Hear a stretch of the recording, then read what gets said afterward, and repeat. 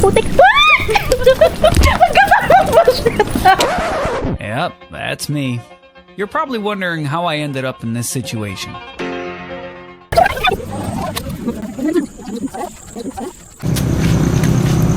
Okay, dito rin kami papasok. Dito kami lalabas. Dito tayo papasok. Ayan, no? Kaya ba? Guys, mapasukin na namin to. Kasama ko nga pala si Ice Rigo. Hi! At kasama ko pala si Ate JD ngayon. Yan. Tutulong kami ngayon. Yan, Let's tandem go, kami. guys. Okay, let's go. Sana kayanin namin to. Putik na yan. Tignan nyo. Ang creepy. Sa'yo yung mahaba o akin yung maiksi? Sa akin yung bilog. Ayan. Para medyo maliwanag tayo ng mga view. Oops! Wait lang. Before that, mag-pray muna tayo for protection. Lord, the Father, the Son, the Holy Spirit. Amen.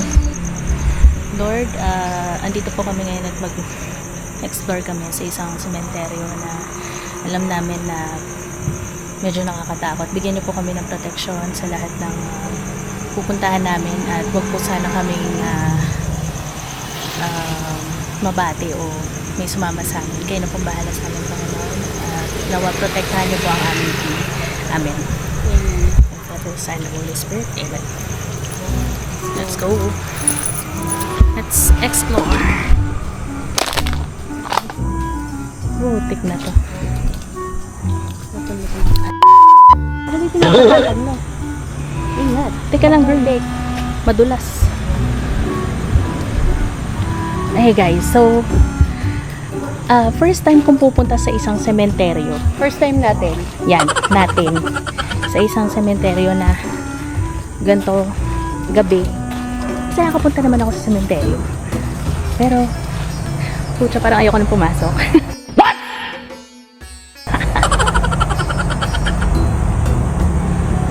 Let's go. Pero since may kasama naman ako si Ate JD, na hindi naman siguro ako tatakbuhan.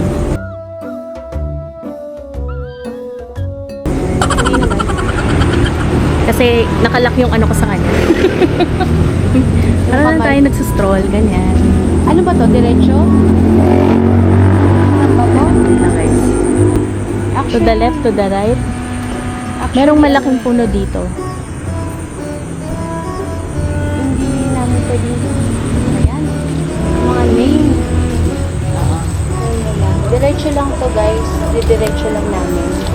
At ang lamig ng kamay ni Ice. Oh, yan. Bakit? Ano ba? Ayan. Aman to? Amoy, Wala nang place. Amoy daga. Ayan, ito yun, guys. Ito na ulit ako. Tsaka sana na wala ikis dito. Time check tayo, guys. Ang time natin is 8 o'clock.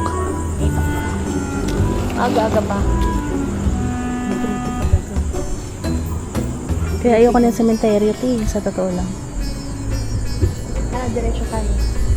Kapit! Teka lang girl, wait lang, sandali na kapatid.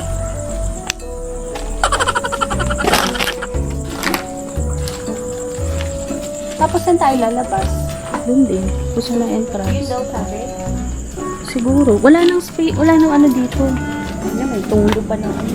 Nang, Tulo ng tubig. Kakaulan lang kasi, guys. Kaya medyo maputi. putik!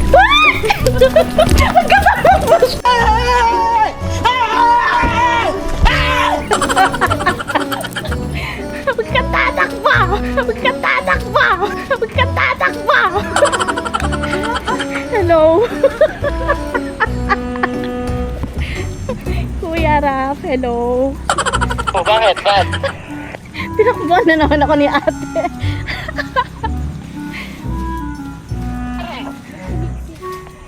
May sumitsit sa amin sa loob. Narinig mo?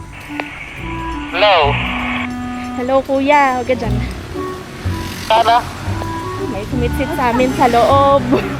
Nakalmot ko yung likod ni ate. Ba't kayo bumalik?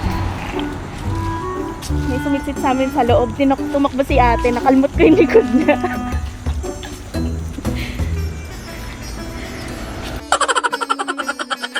Wait for it. Here it comes. Almost there. Tapos na. Naman niya. Naka-off ka ba? Recorded pa rin kami guys. Kasi, Alam ko naman yung cementerium niya. sanali lang, papakalma muna kami saglit. Yan ang nangyayari kapag tumatakbo. Hihilain kita pabalik. Okay guys, so ganito yung nangyari kanina. Hindi ko nga alam kung nag-hagip ng camera, pero kanina nagbo-vlog kami. Pa-entrance pa lang kami, may sumitsit na sa loob. Nung pagsit-sit sa loob, kanina, pero before pa nun, nararamdaman na ni Ate JD na may sumusunod sa amin. Sa likod. So yun. Siguro, dalawa lang kasi kaming girl. Yung kasama naming boys, nakapasok na sila dito sa Candaba Cemetery. And, ayan, dahil sa natakot siya, tumakbo siya, hinila ko yung damit niya sa likod at nakalmot kong lola mo. Kaya yun. Wait lang, dito na lang muna kami mag-explore dito sa malapit sa entrance. Maganda rin yung yung place mo. Actually, ito yung pinasok natin, banda dito.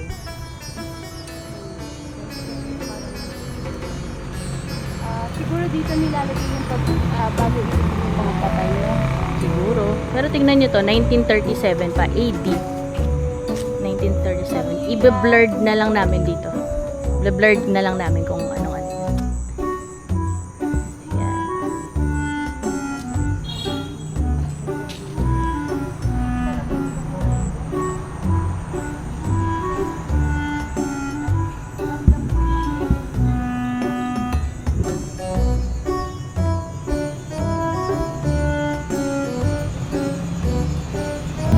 Punta niyo pa rin cemetery.